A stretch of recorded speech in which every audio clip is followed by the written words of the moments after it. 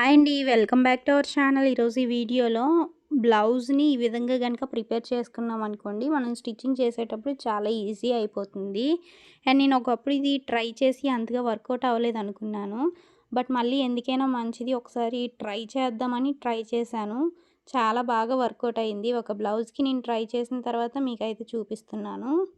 ఇదైతే ఇక్కడ నేను princess cut blouse already cut చేసి పెట్టుకున్నాను. బట్ ప్రిన్సెస్‌ది షేప్ వస్తుంది కదా! అదైతే కట్ చేయలేదు.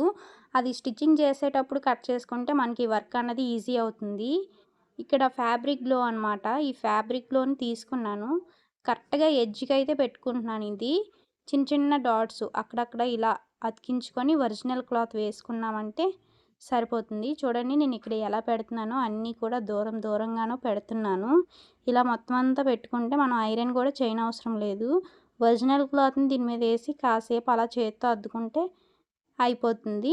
అండ్ చుట్టూ ఎక్స్ట్రా ఉన్న క్లాత్‌ని కట్ చేసుకుంటే మనం స్టిచ్చింగ్ చేసేటప్పుడు ప్లెయిన్ బ్లౌజ్ ఎంత ఈజీగా స్టిచ్ చేస్తామో ఈ లైనింగ్ బ్లౌజ్‌ని కూడా అదే విధంగా సింపుల్‌గా స్టిచ్చింగ్ చేసుకోవచ్చు.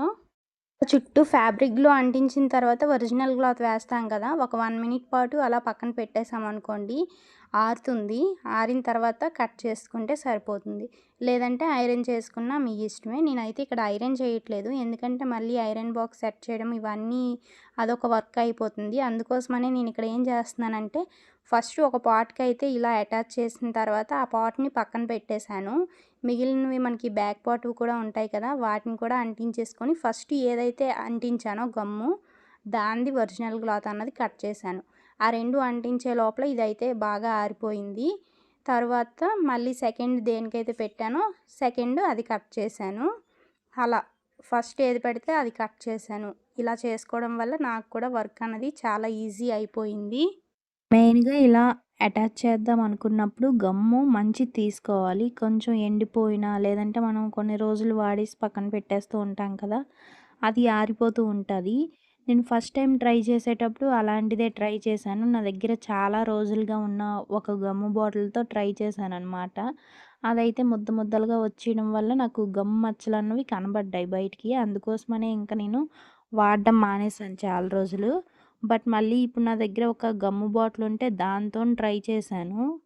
అది కొంచెం అంటే ఎయిర్ అది లోపలికి వెళ్ళలేదులెండి. బానే ఉంది.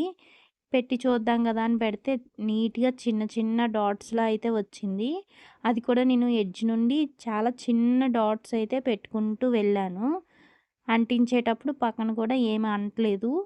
సో, మనకి ఇది అంటింది కూడా మనకి లోపలికి ఖర్చులోకి వెళ్ళిపోతుంది కాబట్టి బయటకైతే అస్సలు కనిపించదు. మెయిన్‌గా కరెంట్ పోయినప్పుడు మనం ఖాళీగా ఉండకుండా కటింగ్ చేసి ఇలా అంటించేసుకున్నాం అనుకోండి, కరెంట్ రాగానే స్టిచ్చింగ్ చేసుకోవడానికి బావుంటుంది. ఇదైతే princess cut blouse. Front closing ఉంటుంది. Back open. నార్మల్ నెక్సే. బోట్ నెక్ అదేమి కాదు. నార్మల్‌గానే నెక్స్ ఉంటాయి. దీని యొక్క కటింగు పెట్టాను నేను. అలాగే స్టిచ్చింగ్ కూడా మన ఛానల్‌లో ఆల్రెడీ అప్‌లోడ్ చేశాను. జస్ట్ ఇక్కడ నార్మల్‌గా ఈ టిప్స్ చెప్పడం కోసం ఈ వీడియో అనేది చేస్తున్నాను అంతే. అండ్ నేను కటింగ్ కోసం టేబుల్ అయితే సెట్ చేసుకోవాలి అన్నాను కదా! టేబుల్ అయితే సెట్ చేసుకున్నాను. దీనికోసం నేను ఎలాంటి అమౌంట్ కూడా స్పెండ్ చేయలేదు. నాదైతే మిషన్ ఫోల్డింగ్ మిషన్ కదా! కాబట్టి అది పైకి టేబుల్ గనుక లేపామంటే కొంచెం ప్లేస్ అయితే ఉంటుందక్కడ. సో, ఆ ప్లేస్‌లోనే నేను కటింగ్ చేయడం కోసం సెట్ చేశాను. చాలా బాగా కుదిరిందసలు. నాకు మిషన్ దగ్గరే కబోర్డ్‌లో ఉండడం వల్ల ఒక కబోర్డ్‌లో నేను కటింగ్ చేయడానికి సరిపడా సామాన్లన్నీ కూడా అందులో పెట్టేసుకుంటున్నాను. కటింగ్ చేసేటప్పుడు కూడాను అన్నీ ఈజీగా దొరుకుతున్నాయి. నేను ఎక్కువగా కట్ చేసేవి బ్లౌజెస్ కాబట్టి బ్లౌజెస్ కట్ చేసేటప్పుడు మాత్రం ఇది బాగా సెట్ అవుతుంది. కానీ డ్రెస్సులు గానీ, ఫ్యాంట్లు గానీ ఇలాంటివి పెద్ద పెద్దవి ఏవైనా కటింగ్ చేసేటప్పుడు మాత్రం కింద చేసుకోవాల్సిందే. ఎక్కువగా బ్లౌజెస్ చేస్తాను కాబట్టి బ్లౌజెస్ కట్ చేయడానికైనా, స్టిచ్చింగ్ చేయడానికైనా సరే చాలా బావుంది. ఈ గమ్ అంటించి పెడుతున్నాను కదా! ఈ గమ్ము కిందన అంటించినా మనం మిషన్ మీద దేని మీద పెట్టి టేబుల్ మీద పెట్టినా సరే కిందన మాత్రం ఒక క్లాత్ అన్నది వేసుకోండి. ఎందుకంటే మనకి కింద వైపున డాగ్స్ అయిపోతాయి గచ్చయితే. సో, అందుకోసమని ఇలా ఒక బెడ్‌షీట్ ఓల్డ్ బెడ్‌షీట్ అయినా ఏదైనా సరే ఒకటి తీసుకొని దాని మీద ఇలా పెట్టి సెట్ చేసుకుంటే మనకి ఈజీగానే ఆరిపోతుంది. పెద్ద టైం ఏం తీసుకోదు.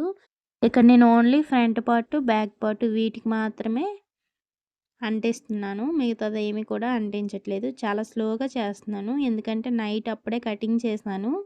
కటింగ్ చేయగానే ఇంకా అంటించేసుకుంటే ఓ పని అయిపోతుంది కదా అనేసి మెల్లగా ఒక్కొక్క పని చేసుకుంటూ ఇది చేసి సెట్ చేసి పెట్టేసుకుంటున్నాను.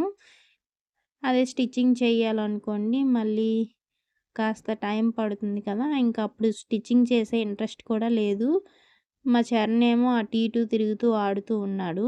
ఇంకెందుకులే అనేసి ఇలా అంటించేసి వాడిని చూసుకుంటూ మెల్లగా గమ్ అయితే అంటించడం అయిపోయింది. నేను ఫస్ట్ అంటించిన ఫ్రంట్ పార్ట్ కూడా ఆరిపోయింది. ఇప్పుడు ఏం చేశానంటే బెడ్‌షీట్ అయితే తీసేసాను కిందన.